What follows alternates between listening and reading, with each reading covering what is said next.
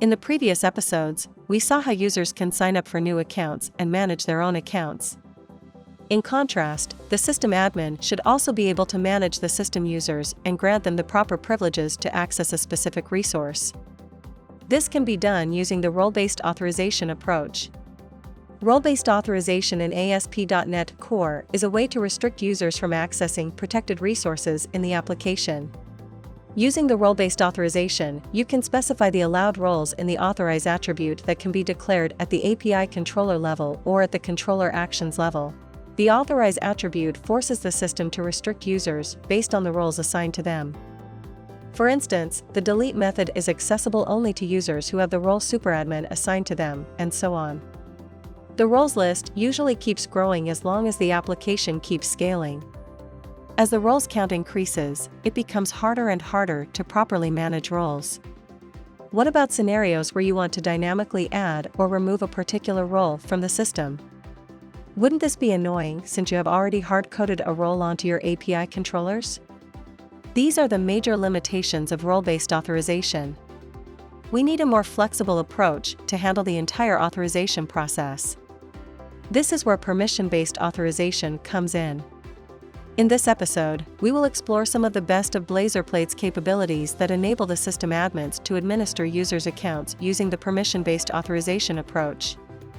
The permission-based authorization approach is the replacement of the role-based authorization, as BlazorPlate introduces permissions at the role level or user level so that only specific roles and users can access the protected resources.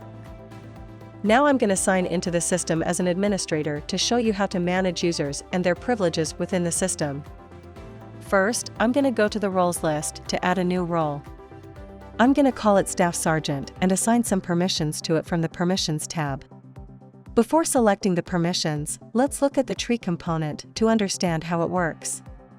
This component is used to retrieve a multi-level tree data structure.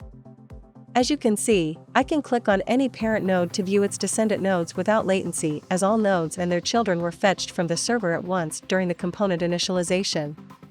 Loading a hierarchical data structure all at once is suitable for a small and mid-sized data hierarchy that takes a little time to load. I can use the Load on Demand option to load a large data hierarchy. This option allows fast rendering by requesting the minimum amount of data to be retrieved from the server so that the user can see the result in the tree and interact with the visible data as quickly as possible. Initially, only the root parents nodes are retrieved and rendered. Only after I expand a parent node, I will receive the descendant nodes for that particular parent. Loading on-demand functionality allows for caching the descendant nodes when they are initially requested from the server. If you re-expand a parent node, it will fetch the descendant nodes from the local storage. This approach significantly reduces the time required to load the child nodes and the amount of data being transferred between the browser and the server. This component can be easily configured to work with any remote data.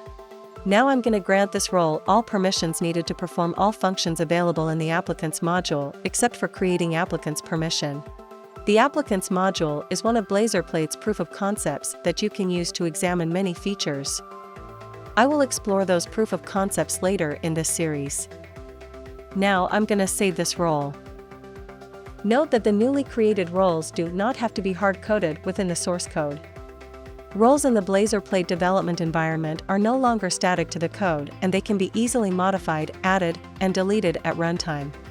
Dealing with roles at runtime requires devising a new mechanism to authorize users dynamically, and this is where the dynamic authorization approach in BlazorPlate comes in. I will explore this innovative approach more thoroughly later in this series. As I'm already assigned to the admin role and permitted to create new user accounts on behalf of other users, I'm going to go to the users list to add a new user and assign a role to that user. From the Roles tab, I'm going to assign the Sergeant role to the user that I'm creating. This pop-up contains a data grid with server-side filtering and pagination and allows for selecting or deselecting roles. As I'm creating a new user account, I want to point out that BlazorPlate has a multiple file upload component that allows us to upload an unlimited number of files. Also, it allows the developers to specify the allowed file extensions, maximum file size, and the minimum and the maximum number of files that a user can upload. Now I'm going to save this user.